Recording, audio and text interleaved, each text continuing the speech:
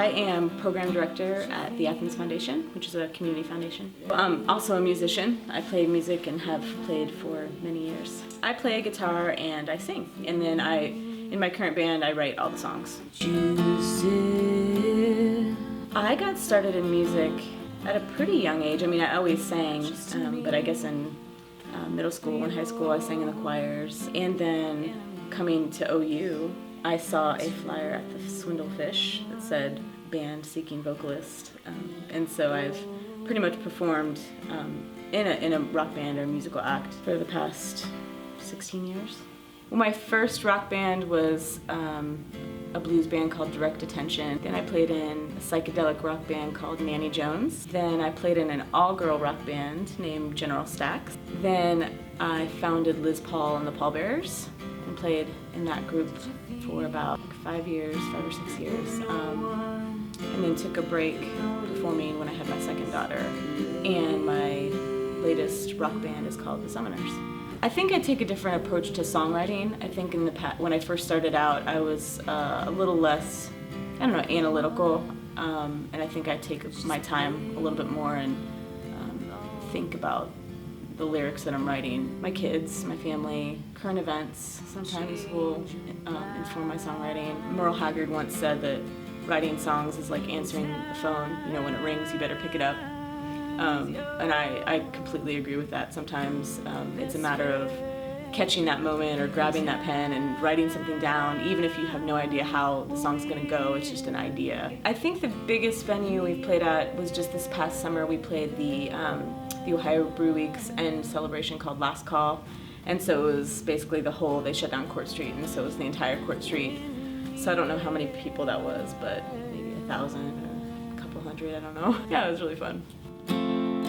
Something that I'm most proud of is the Summoners were putting out a 5-song EP in a couple months, and so for me personally, I think over the past 16 years I haven't really put in the resources and the energy it takes to take recording seriously, in the sense that I've kind of always taken it for granted and just kind of had fun with it.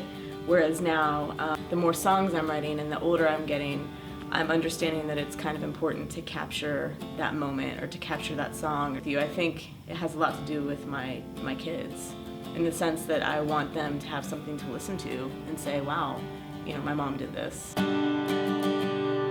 I think one of the most rewarding things about being an artist in general is having a concept in your head, an abstract concept like a song or a picture or whatever it is, and working on it and then having it come to fruition. And I think that one of the really amazing things about Athens is we have a really supportive community as a whole, but our music community is really tight and we're really supportive of one another and encouraging.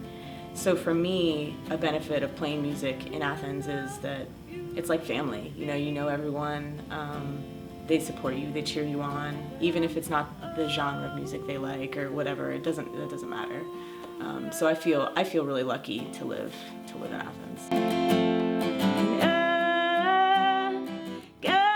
There's so many times I think in your life when you start anything, you could quit or you could just kind of find another interest, or your passion kind of waxes and wanes.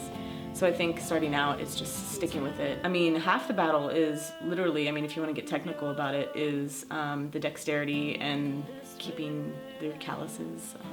Guitar players, what I'm talking about. So when you lose that, kind of sets you back. So keeping at it, and really don't make it work, make it fun. Finding the songs that you like to play and you really are excited to learn. This Life Soundtrack is a website and a resource for parents who are artists to share their stories about parenting and trying to stay creative. When I first got pregnant with my first daughter, I pretty much had to drop out of the music scene altogether, for obvious reasons. It's hard to play guitar when you're 8 months pregnant. It's hard to play guitar. It's hard to do gigs at 10 o'clock at night when you're 8 months pregnant.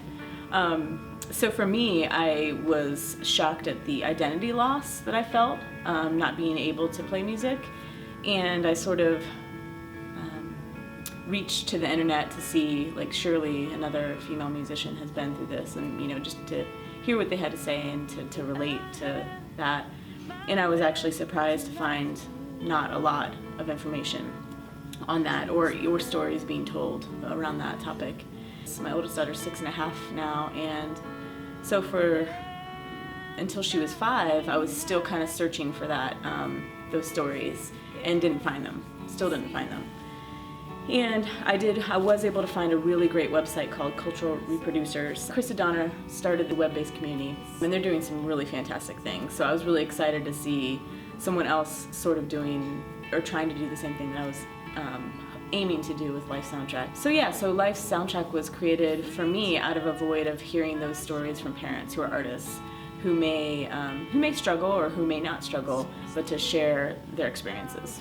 I have a full-time job and a family and music that I'm still trying to do. So for me, it's a really part-time hobby. I would definitely like to see it grow, for sure. I think there's a lot of stories that are out there that aren't being told, and I'd like to help tell them. So I do get some help every now and then with content, with videos, which helps, but if anyone out there wants to help, email me. I would just like to interview as many people as I can. It's a site dedicated to both mothers and fathers, artists of all types, writers, musicians, actors, directors, filmmakers, you name it.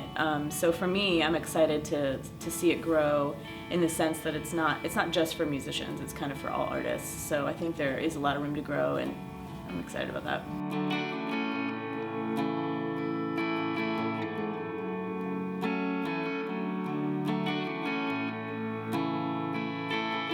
My husband is really supportive. He's a musician as well, so he understands that I need to do this and need to play shows and practice, and so that really helps. Jason and I met at Memorial Auditorium.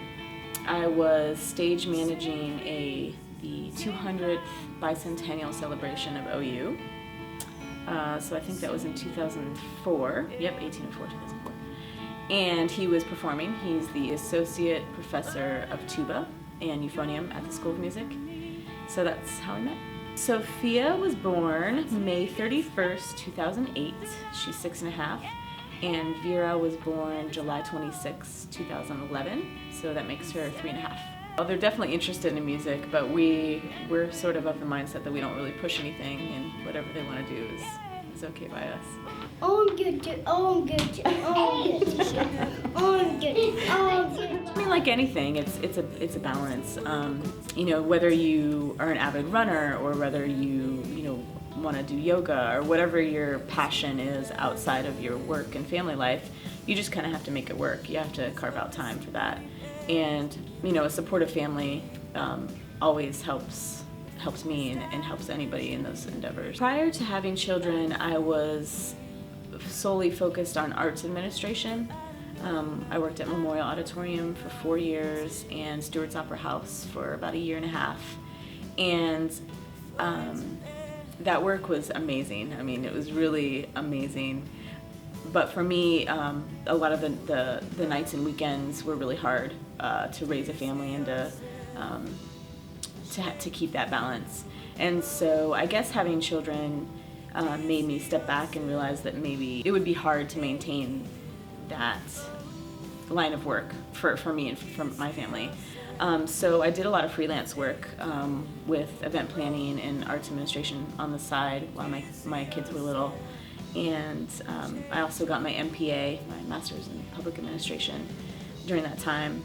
And I've always worked for nonprofits, so working at the Athens Foundation was just a really great fit for me, and sort of more of the daytime hours that were good for me and my family. Sometimes it gets hard, but it's really rewarding. I mean, I think I was having a conversation with someone the other day, and she said, well, we signed up for this, and I think that's a great way to look at it is, being a parent is super rewarding in and of itself.